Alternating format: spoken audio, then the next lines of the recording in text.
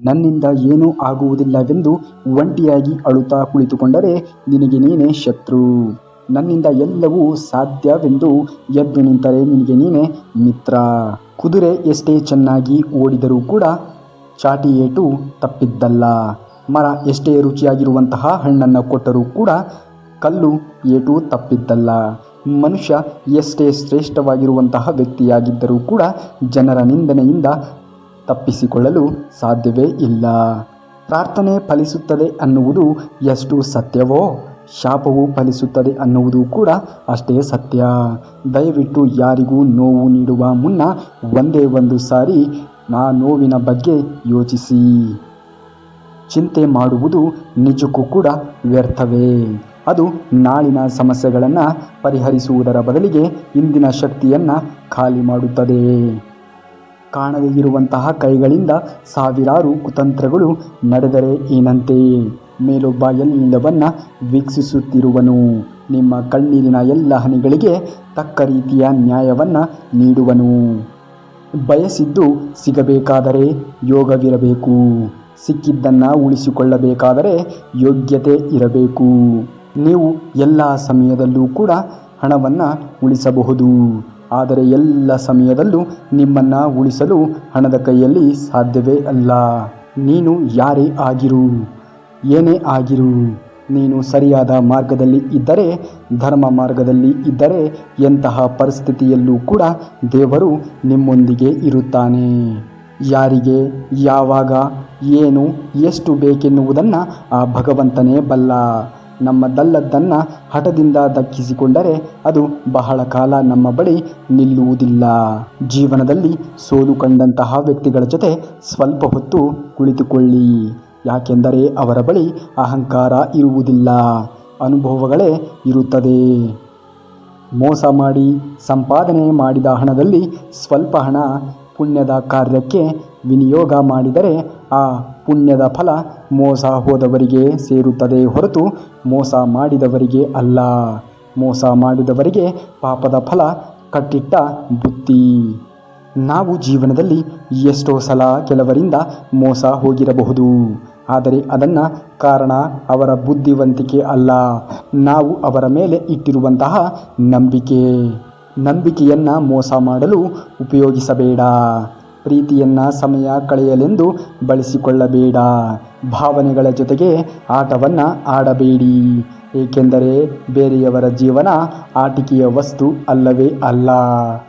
ಮನುಷ್ಯನಿಗೆ ಯಾವಾಗ ನಮ್ಮ ಅವಶ್ಯಕತೆ ಮುಗಿಯುತ್ತದೆಯೋ ಆ ಕ್ಷಣದಿಂದ ಅವರು ಮಾತನಾಡುವ ವಿಧಾನವು ಬದಲಾಗಿ ಹೋಗುತ್ತದೆ. ಸತ್ಯ ಏನು ಎನ್ನುವುದನ್ನು ತಿಳಿಯದೆ ಇನ್ನೊಬ್ಬರ ಮನಸ್ಸಿಗೆ ನೋವು ಮಾಡಬೇಡಿ. ಯಾಕೆಂದರೆ ನಿಮಗೆ ಸತ್ಯ ತಿಳಿಯುವಷ್ಟರಲ್ಲಿ ಅವರು ನಿಮ್ಮ ಮೇಲೆ ಇಟ್ಟಿರುವಂತಹ ಪ್ರೀತಿ, ನಂಬಿಕೆ, ವಿಶ್ವಾಸ ಕಳೆದುಕೊಂಡಿರುತ್ತೀರಿ. ನಾಣ್ಯಕ್ಕೆ ಹೇಗೆ ಎರಡು ಮುಖವೋ ಹಾಗೆ ಮನುಷ್ಯರಿಗೂ ಕೂಡ ಎರಡು ಮುಖ. ಹೊರಗೊಂದು ಒಳಗೊಂದು. ಅವಶ್ಯಕತೆಗೆ ತಕ್ಕಂತೆ ಬದಲಾಯಿಸುತ್ತಾರೆ. ಇದುವೇ ವಾಸ್ತವಿಕತೆಯ ಸತ್ಯ. ಕೆಳಗೆ ಬಿದ್ದರೆ ಒಡೆದು ಹೋಗುವ ಫೋನ್ಗೆ ಬಹಳ ಬೆಲೆ ಕೊಡುತ್ತೇವೆ. ಅದೇ ತರಹ ಜೀವನ ಪರ್ಯಂತ ನಮ್ಮ ಜೊತೆ ಇರುವ ಸಂಬಂಧಗಳಿಗೆ ಇನ್ನೆಷ್ಟು ಬೆಲೆ ಕೊಡಬೇಕು. ಚಿಕ್ಕ ಪುಟ್ಟ ಕಾರಣಗಳಿಂದ ಸಂಬಂಧಗಳನ್ನು ದೂರ ಮಾಡಿಕೊಳ್ಳಬೇಡಿ. ಸತ್ಯಕ್ಕೂ ಸುಳ್ಳಿಗೂ ಇರುವ ವ್ಯತ್ಯಾಸ ಇಷ್ಟೇ. ಸತ್ಯ ಹೇಳಿದ ತಕ್ಷಣ ಕೋಪ ಬರುತ್ತದೆ, ಸುಳ್ಳು ಹೇಳಿದ ತಕ್ಷಣ ಖುಷಿಯನ್ನು ಕೊಡುತ್ತದೆ. ಸುಳ್ಳು ಅರ್ಥವಾಗುವಷ್ಟು ಸುಲಭವಾಗಿ ನಿಜ ಅರ್ಥವಾಗುವುದಿಲ್ಲ. ಅದಕ್ಕೆ ಸುಳ್ಳು ಹೇಳುವವರು ಒಳ್ಳೆಯರಾಗಿ ಕಾಣಿಸುತ್ತಾರೆ, ನಿಜ ಹೇಳುವವರು ಕೊನೆಯವರೆಗೂ ಕೂಡ ಕೆಟ್ಟವರಾಗಿಯೇ ಉಳಿಯುತ್ತಾರೆ. ಎಲ್ಲ ಇದೆಯಂತ ಮೆರೆಯುವುದಕ್ಕಿಂತ ಮೊದಲು ನಿನ್ನವರು ಯಾರು ಅಂತ ತಿಳಿದುಕೋ. ಒಮ್ಮೆ ಕ್ಷಮಿಸಿಬಿಡು, ಮತ್ತೊಮ್ಮೆ ಕ್ಷಮಿಸಿಬಿಡು, ಮತ್ತೆ ಮರುಕಳಿಸಿದರೆ ಅದು ನಿನಗಾಗುತ್ತಿರುವಂತಹ ಮೋಸವೆಂದು ತಿಳಿದು ಅವರಿಂದ ದೂರವೇ ಸರಿದು ಬಿಡು. ಹಣದ ಬಲದಿಂದ ಮೇಲಕ್ಕೆ ಬಂದವರು ಹಣ ಇರುವ ಶ್ರೀಮಂತರಿಗೆ ಮಾತ್ರ ಬೆಲೆಯನ್ನು ಕೊಡುತ್ತಾರೆ. ಒಳ್ಳೆಯ ಗುಣ ಮತ್ತು ಕಷ್ಟಪಟ್ಟು ಮೇಲೆ ಬಂದವರು ಕಷ್ಟಪಡುವ ಪ್ರತಿ ಮನುಷ್ಯರಿಗೂ ಕೂಡ ಬೆಲೆಯನ್ನು ಕೊಡುತ್ತಾರೆ. ನೀವು ಎಷ್ಟೇ ಶ್ರೀಮಂತರಾಗಿರಬಹುದು, ಮೊದಲು ನಿಮ್ಮ ಮಕ್ಕಳಿಗೆ ಬಡತನದ ಪಾಠವನ್ನು ಹೇಳಿಕೊಡಿ. ಬಡತನದಿಂದ ಕಲಿತಂತಹ ಪಾಠವೇ ನಿಮ್ಮ ಮಕ್ಕಳ ಭವಿಷ್ಯದ ಭವ್ಯ ಬುನಾದಿಯಾಗುತ್ತದೆ. ಪಾಪಿ ಸ್ವತ್ತು ಪಲಾಯನ ಅಂತಾರೆ. ಪಾಪದಿಂದ ಗಳಿಸಿದಂಥ ಹಣ, ಆಸ್ತಿ, ಅಂತಸ್ತು ನಿನ್ನನ್ನು ಯಾವತ್ತೂ ಕೂಡ ಉದ್ಧಾರ ಮಾಡಲಾರವು. ಅದೇನೇ ಇದ್ದರೂ ಕೂಡ ಪರರ ಪಾಲು. ನೀನು ಮೈಮುರಿದು ಬೆವರು ಹರಿಸಿ ಗಳಿಸಿದ್ದ ಹಣ ಮಾತ್ರ ನಿನ್ನದು. ಮಾನವನೇ ಇರಲಿ, ದೇವಮಾನವನೇ ಇರಲಿ, ಅಂತ್ಯ ಕಟ್ಟಿಟ್ಟ ಬುದ್ಧಿ. ಉಳಿಯುವುದು ಹೆಸರುಗಳಷ್ಟೇ. ಆದುದೆಲ್ಲ ಒಳ್ಳೆಯದಕ್ಕೆ ಆಗಿದೆ, ಆಗುವುದೆಲ್ಲ ಒಳ್ಳೆಯದೇ ಆಗುತ್ತದೆ, ಆಗಲಿರುವುದೂ ಸಹ ಒಳ್ಳೆಯದೇ ಆಗಲಿದೆ. ರೋಧಿಸಲು ನೀನೇನು ಕಳೆದುಕೊಂಡಿರುವೆ? ಕಳೆದುಕೊಳ್ಳಲು ನೀನು ತಂದಿರುವುದಾದರೂ ಏನು? ನಾಶವಾಗಲು ನೀನು ಮಾಡಿರುವುದಾದರೂ ಏನು? ನೀನೇನು ಪಡೆದಿದ್ದರೂ ಅದನ್ನು ಇಲ್ಲಿಂದಲೇ ಪಡೆದಿರುವೆ. ಯಾವುದು ನಿನ್ನ ಭಾಗ್ಯದಲ್ಲಿ ಇದೆಯೋ ಅದು ನಿನಗೆ ಸಿಕ್ಕೇ ಸಿಗುತ್ತದೆ. ಯಾವುದು ನಿನ್ನದಲ್ಲವೋ ಅದು ನೀನು ಎಷ್ಟೇ ಪ್ರಯತ್ನಿಸಿದರೂ ಕೂಡ ಅದು ನಿನಗೆ ಸಿಗಲಾರದು. ಚಿಂತೆ ಬಿಡು. ಜೀವನದಲ್ಲಿ ಬರುವುದೆಲ್ಲವನ್ನ ಬಂದಂತೆ ಸ್ವೀಕರಿಸುವುದನ್ನು ಕಲಿತುಕೋ. ನಮ್ಮ ಬದುಕೆ ಒಂದು ಹೋರಾಟ. ಈ ಹೋರಾಟದಲ್ಲಿ ನಾವು ಮಾಡುವ ಕಾರ್ಯವನ್ನು ಪ್ರಾಮಾಣಿಕವಾಗಿ ಮಾಡಬೇಕು. ಏನು ಆಗಬೇಕೋ ಅದು ಆಗೇ ತೀರುತ್ತದೆ. ಅದನ್ನು ತಡೆಯಲು ನಮ್ಮಿಂದ ಸಾಧ್ಯವಿಲ್ಲ. ಸತ್ಯದ ದಾರಿಯಲ್ಲಿ ಹೋಗು. ನೀನು ನಡೆಯುವಾಗ ಪಾತಾಳಕ್ಕೆ ಬಿದ್ದರೆ ನಿನ್ನನ್ನು ಮೇಲೆತ್ತಲು ನಾನು ಬಂದೇ ಬರುತ್ತೇನೆ. ಸ್ವರ್ಗದಲ್ಲಿ ಎಲ್ಲವೂ ಇದೆ, ಆದರೆ ಸಾವಿಲ್ಲ. ಭಗವದ್ಗೀತೆಯಲ್ಲಿ ಎಲ್ಲವೂ ಇದೆ, ಆದರೆ ಸುಳ್ಳಿಲ್ಲ. ಜಗತ್ತಿನಲ್ಲಿ ಎಲ್ಲವೂ ಇದೆ, ಆದರೆ ನೆಮ್ಮದಿ ಇಲ್ಲ.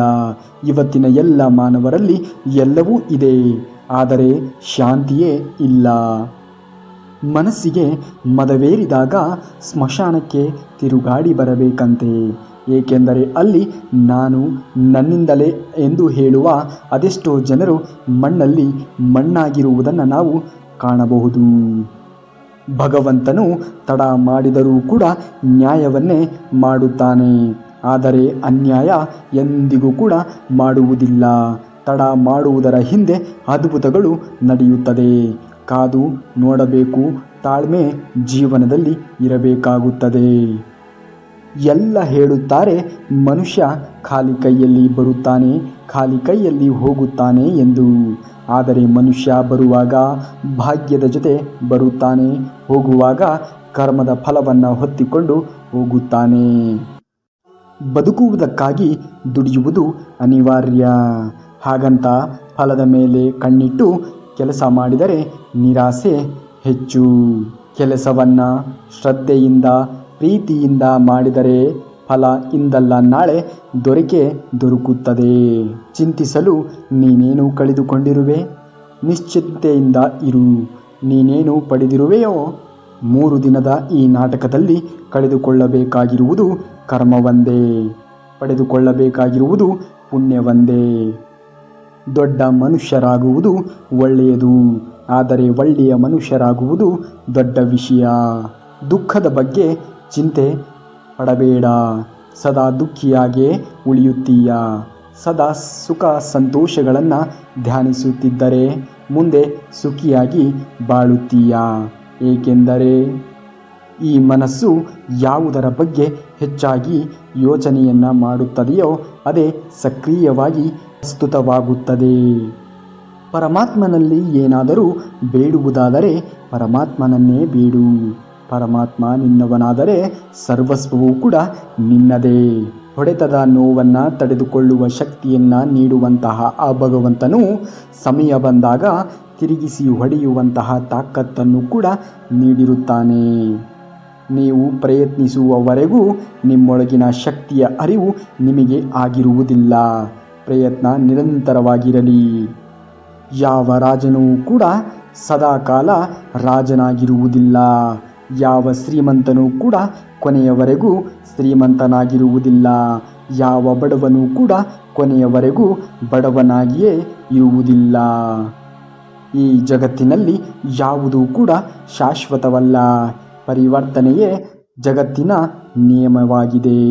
ಬದುಕಿನಲ್ಲಿ ಅತಿಯಾಗಿ ಮೌನವಾಗಿರುವುದು ಒಳ್ಳೆಯದಲ್ಲ. ಸಮಯಕ್ಕೆ ಸರಿಯಾಗಿ ತಪ್ಪುಗಳನ್ನು ವಿರೋಧಿಸುವುದನ್ನು ಕೂಡ ಕಲಿಯಬೇಕಾಗುತ್ತದೆ. ಚರಿತ್ರೆಯಲ್ಲಿ ಗೆದ್ದವನಿಗೆ ಗೆದ್ದವನು ಎನ್ನುವಂತಹ ಜಾಗವಿದೆ. ಸೋತವನಿಗೆ ಕೂಡ ಇಂಥವನೊಂದಿಗೆ ಸೆಣಸಾಡಿ ಸೋತೆ ಎನ್ನುವಂತಹ ಜಾಗವಿದೆ. ಆದರೆ ನಿಂತುಕೊಂಡು ನೋಡುವವನಿಗೆ, ಆಡಿಕೊಂಡು ನಗುವವನಿಗೆ ಚರಿತ್ರೆಯಲ್ಲಿ ಎಲ್ಲಿಯೂ ಕೂಡ ಜಾಗವಿಲ್ಲ. ಕೋಪದಿಂದ ಮಾತನಾಡಿದರೆ ಗುಣವನ್ನು ಕಳೆದುಕೊಳ್ಳುತ್ತೇವೆ. ಹೆಚ್ಚಾಗಿ ಮಾತನಾಡಿದರೆ ಶಾಂತಿಯನ್ನು ಕಳೆದುಕೊಳ್ಳುತ್ತೇವೆ. ಅನಗತ್ಯವಾಗಿ ಮಾತನಾಡಿದರೆ ಕೆಲಸವನ್ನು ಕಳೆದುಕೊಳ್ಳುತ್ತೇವೆ. ಅಹಂಕಾರದಿಂದ ಮಾತನಾಡಿದರೆ ಪ್ರೀತಿಯನ್ನು ಕಳೆದುಕೊಳ್ಳುತ್ತೇವೆ. ಸುಳ್ಳು ಮಾತನಾಡಿದರೆ ಹೆಸರನ್ನು ಕಳೆದುಕೊಳ್ಳುತ್ತೇವೆ. ವೇಗವಾಗಿ ಮಾತನಾಡಿದರೆ ಅರ್ಥವನ್ನು ಕಳೆದುಕೊಳ್ಳುತ್ತೇವೆ. ಪ್ರೀತಿಯಿಂದ ಮಾತನಾಡಿದರೆ ಕಳೆದುಕೊಂಡಿದ್ದೆಲ್ಲವನ್ನ ಮತ್ತೆ ಗಳಿಸಿಕೊಳ್ಳುತ್ತೇವೆ.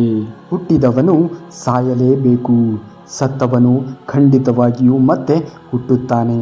ಆದ್ದರಿಂದ ಅನಿವಾರ್ಯವಾದ ನಿನ್ನ ಕರ್ತವ್ಯದ ಪಾಲನೆಯನ್ನು ನೀನು ದುಃಖಿಸಬಾರದು. ದೇವರ ಹೆಸರಲ್ಲಿ ಉಪವಾಸ ಮಾಡುವುದು ಸಾಧನೆಯಲ್ಲ.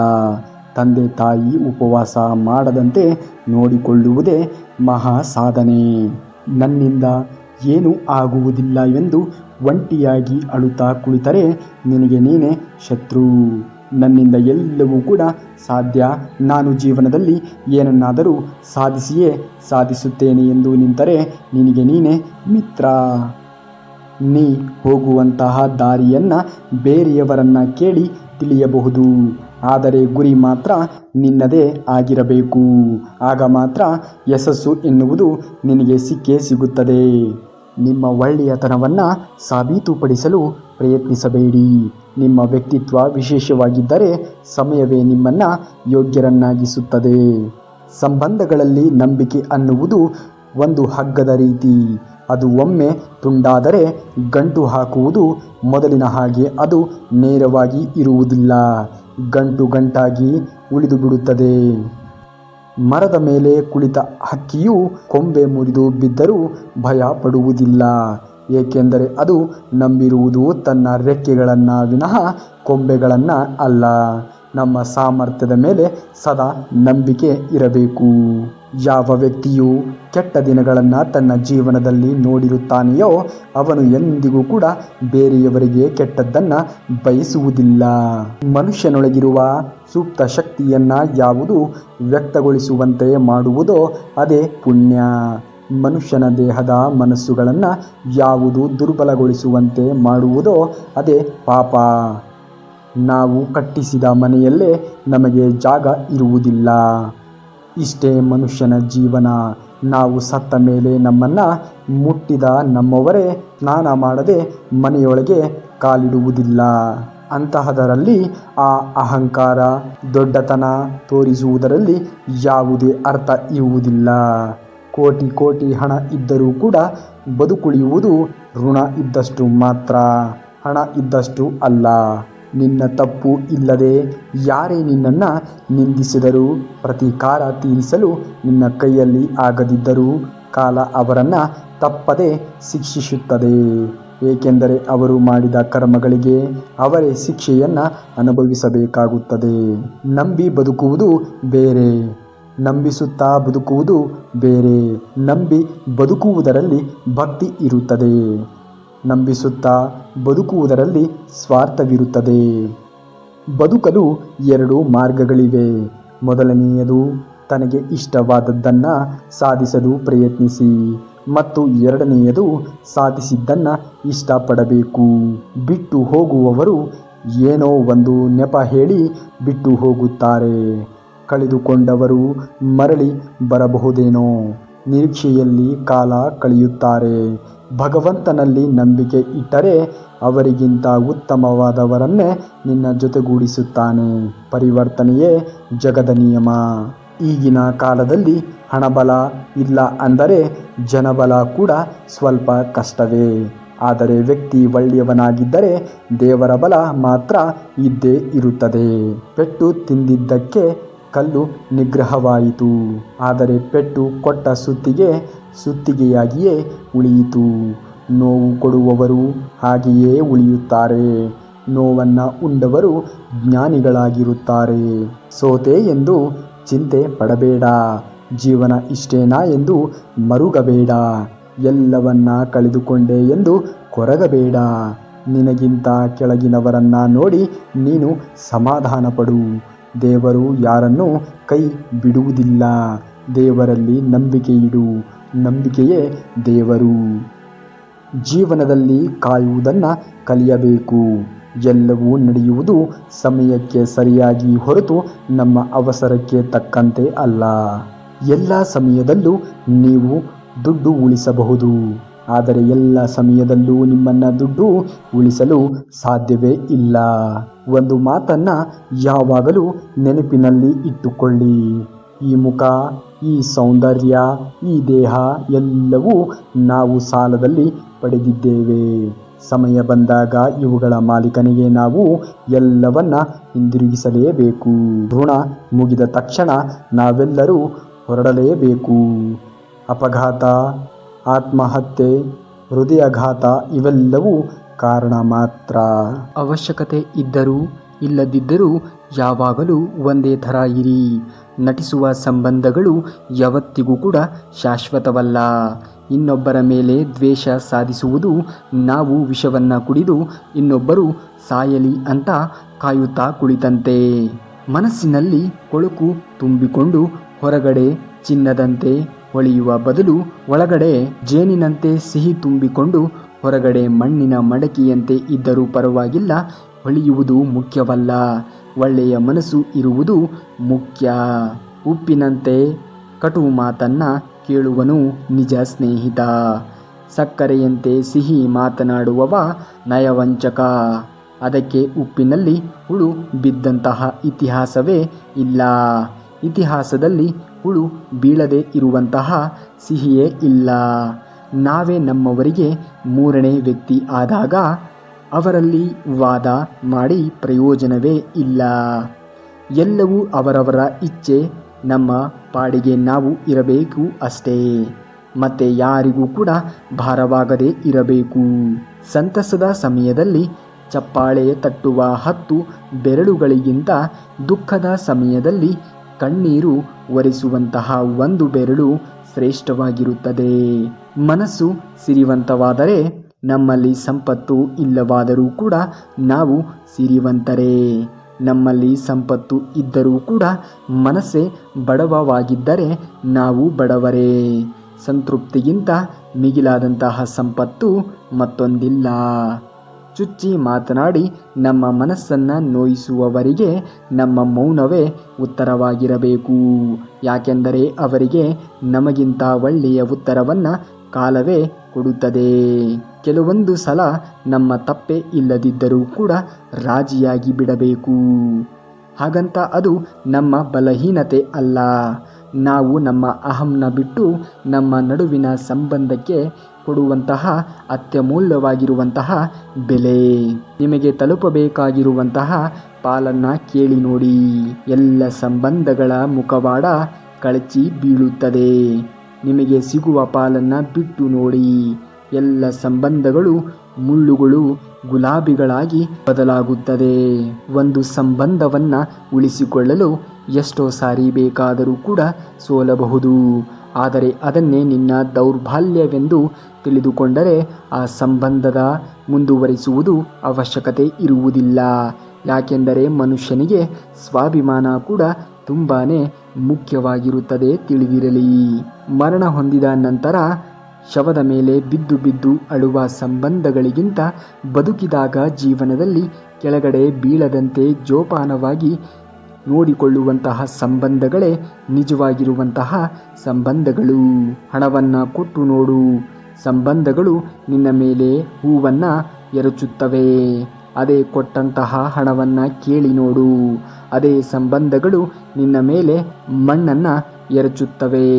ಯಾವ ಸಂಬಂಧ ನಮ್ಮ ಕಣ್ಣಿನಿಂದ ನೀರು ತರಿಸುತ್ತವೆಯೋ ಅದಕ್ಕಿಂತ ಆಳವಾದ ಸಂಬಂಧ ಮತ್ತೊಂದಿಲ್ಲ.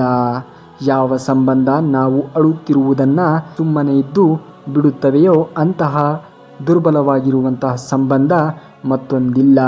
ಸಂಬಂಧಗಳು ಮೋಡಗಳು ಇದ್ದ ಹಾಗೆ, ಎಷ್ಟು ಹತ್ತಿರ ಬರುತ್ತವೆಯೋ ಅಷ್ಟೇ ಕತ್ತಲೆ, ಎಷ್ಟು ದೂರ ಇರುತ್ತವೆಯೋ ಅಷ್ಟೇ ಬೆಳಕು. ನಿನ್ನೆಯ ಬಗ್ಗೆ ಯೋಚಿಸಿ ನಾಳೆಯದನ್ನು ಹಾಳು ಮಾಡಿಕೊಳ್ಳಬೇಡ. ಇವತ್ತಿನ ದಿನವನ್ನು ನೀನು ಸರಿಯಾಗಿ ಬಳಸಿಕೋ. ಇದೇ ರೀತಿಯಾಗಿರುವಂತಹ ಮಾಹಿತಿಗಳಿಗಾಗಿ ತಪ್ಪದೇ ನಮ್ಮ ಚಾನಲ್ನ ಸಬ್ಸ್ಕ್ರೈಬ್ ಮಾಡಿ. ಈ ವಿಡಿಯೋಗೆ ಒಂದು ಲೈಕನ್ನು ಮಾಡಿ. ಮುಂದಿನ ವಿಡಿಯೋದಲ್ಲಿ ಸಿಗುವವರೆಗೂ ಧನ್ಯವಾದ. ಕರುನಾಡಿಗೆ.